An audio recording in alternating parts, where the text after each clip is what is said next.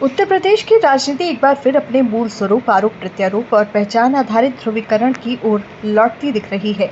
Samajwadi party के प्रमुख अखिलेश यादव और डिप्टी सीएम ब्रजेश पाठक के बीच छिड़ा वाक युद्ध अब केवल शब्दों की सीमा में नहीं रहा, बल्कि वो लखनऊ की सड़कों पर लगे होर्डिंग्स के माध्यम से जनता के सामने उभर आया है। ये एक सामान्य राजनीतिक बहस नहीं, बल्कि उस मानसिकता की झलक है जिसमें सत्ता का प्रयोग विचार विनिमय के बजाय छवि हत्या के लिए किया जा रहा है। शुक्रवार को लखनऊ के विभिन्न चौराहों पर उत्तर प्रदेश नागरिक परिषद के नाम से जो होर्डिंग्स लगे, उसमें बिना नाम लिए समाजवादी पार्टी पर सीधा हमला किया गया।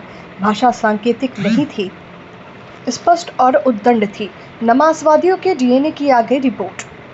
ब्रजेश पाठक की बड़ी तस्वीर, भगवा गमछा, हाथ जोड़े हुए भाव, ये सब एक स्पष्ट प्रतीकात्मकता लेकर आया जो हिंदुत्व के परंपरागत भाव को स्थापित करता है। ये प्रश्न अनिवार्य हो जाता है कि क्या ये किसी नागरिक परिषद की स्वतः स्फूर्त अभिव्यक्ति है या फिर सत्ता प्रायोजित एक और प्रचार अभियान। उत्तर प्रदेश की राजनीति में ये नई बात नहीं है कि सरकार समर्थक समूह विपक्ष को बदनाम करने के लिए नागरिक जामा पहन ले, पर सवाल ये है कि क्या ये लोकतंत्र के भीतर विरोध की जगह को मिटा देने की कोशिश है। ब्रजेश पाठक ने सपा पर तुष्टीकरण, गुंडागर्दी और अपराधियों को संरक्षण देने का आरोप लगाया। जवाब में अखिलेश यादव ने एक लंबी सोशल मीडिया पोस्ट साझा की। इसमें पाठक ने बच्चों से लिखवाई थीसिस कहकर खारिज कर दिया। डिप्टी सीएम जैसे पद पर बैठे व्यक्ति से इस तरह की भाषा की अपेक्षा नहीं की जाती। ये आलोचना नहीं, अवमानना की भाषा है। क्या ये राज्य के एक संवैधानिक पदाधिकारी के स्तर को शोभा देती है? ये भी गौर करने योग्य है कि नमाजवादी जैसा शब्द केवल राजनीतिक व्यंग्य नहीं है, ये समाज में एक विशेष समुदाय के प्रति घृणा का प्रसार करता है। ये बताने की कोशिश करता है कि दूसरे कौन हैं और हम कौन हैं। जब राजनीति इस स्तर तक गिर जाती है कि वो डीएनए से नापी जाए, तब ये तय हो जाना चाहिए कि विचारधारा नहीं, पहचान ही प्राथमिक एजेंडा बन चुका है। इस पूरे विवाद में सबसे बड़ा अभाव जनता के मुद्दों का है। ना तो शिक्षा की बात हो रही है, न स्वास्थ्य की, ना महंगाई की, ना बेरोजगारी, ना कानून व्यवस्था, ना भ्रष्टाचार।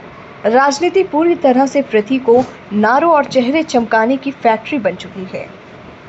ये लड़ाई अब सच्चे अर्थों में दो विचारधाराओं की नहीं रही, ये उन दो धारणाओं की लड़ाई है जिनमें एक खुद को सर्वश्रेष्ठ साबित करने के लिए दूसरे की मौजूदगी को अपराध बना देती है। होर्डिंग एक भौतिक माध्यम है, कागज, रंग और कुछ शब्दों का संयोजन, लेकिन जब वो सत्ता के समर्थन से किसी पूरे समुदाय या विपक्षी दल को अपराधी घोषित करने का औजार बन जाए, तो वो लोकतंत्र की आत्मा पर चोट करता है। बचाव का कोई स्पेस नहीं छोड़ा गया है, ना राजनीतिक रूप से, ना वैचारिक रूप से।